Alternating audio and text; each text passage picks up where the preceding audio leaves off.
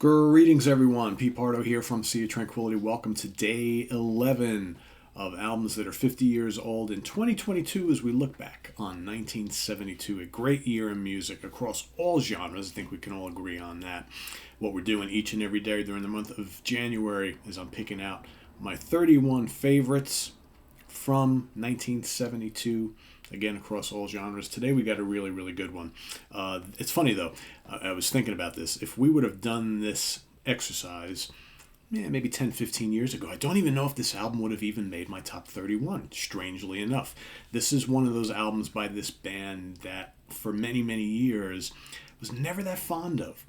But something clicked along the way, which does happen sometimes, and made me really appreciate and understand this album a little bit more.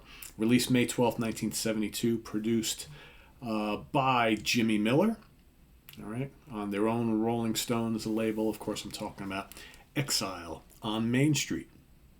You may be saying to yourself, Pete, but how could you not ever like this album? Well, I don't know. I liked a lot of the other Stones classics from around this time period a bit more. I always felt this album was a little bit long, had maybe too many of those kind of like country bluesy rock songs, right? And maybe just a little bit more laid back vibe than I was normally used to. But after like reading some books on the Stones from this time period and really kind of diving deeper into everything that was going on in Stonesville during the time of this, of course, during their exile in France, recording this at Nelcott and all the drugs and shenanigans that were going on, you start to understand a little bit more about just what was happening here, all the hangers on, right? This is very much like a Keith Richards album, in my view.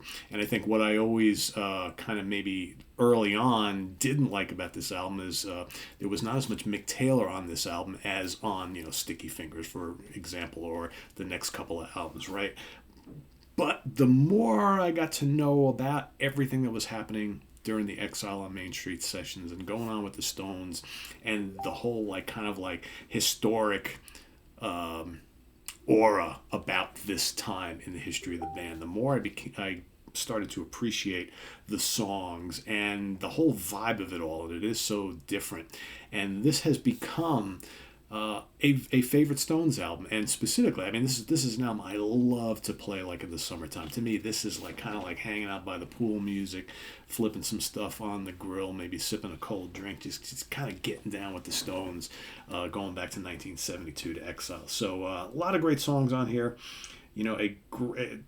Call it bloated if you want, but I don't find a lot of weak stuff on here now all these years later, right, when I finally rediscovered this album. I mean, Rocks Off is great, Rip This Joint. There are some really good rockers on this album, which I never used to think. I was always like, but now it's like some great stuff on here. Shake Your Hips, awesome. Casino Boogie, Tumblin' Dice, classic song.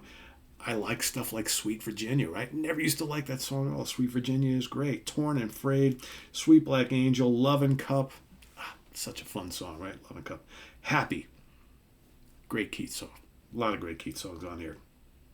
Turd on the Run, Ventilator Blues, I Just Want to See His Face, Let It Loose, All Down the Line. Another great rocker, All Down the Line. Stop Breaking Down, Shine a Light. It's terrific. Soul Survivor.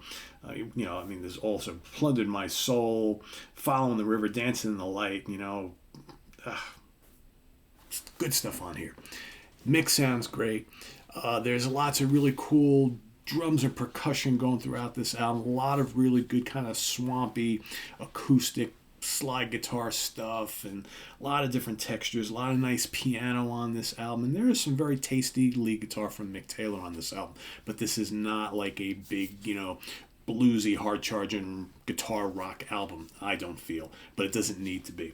And then, you throw in all the wacky imagery and all the strange photographs and things like that are all over this album. It's kind of, to me, it's almost like this mystical album where there's so much back history about it, and that's just one of the many things that make it so good. I just find the songs really kind of uplifting and fun, which is kind of surprising considering all that was going on at the time in the Stones' lives here. So there you have it. Exile on Main Street, excellent stuff. A grower for me, definitely a grower for me. One that now I can finally appreciate.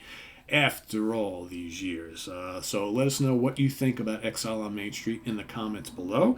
And also make sure to put down your pick for today, day 11, as we take things up to 11. Actually, we're going up to 31. You know that amplifier knob only goes up to 10. We're going up to 31 this month. So there you have it. Exile on Main Street, the Rolling Stones. Visit us on the web at www.streetoftranquility.org. We're on Facebook. We're on Twitter. Of course, we are on YouTube all the damn time. See you tonight on In the Prague Seat. Our favorite and least favorite Rush albums coming up tonight. That's the topic of conversation. Tomorrow we've got What's Hot with Sea Tranquility Day, new album reviews. Thursday, the Monsters Day, and Friday morning at the Funhouse with Martin Popoff. Saturday is the UK Connection, and Sunday is album homework assignment. And in between we got album reviews and all sorts of other stuff. So thanks for watching. Please subscribe if you haven't already and click on that notification bell. There's the link to our Ko-Fi page below for channel donations, as well as the link to our merch page, so please go investigate both if you'd like. And otherwise, we'll see you here tomorrow morning for another album that is 50 years old in 2022 as we look back to 1972. Take care. Bye-bye.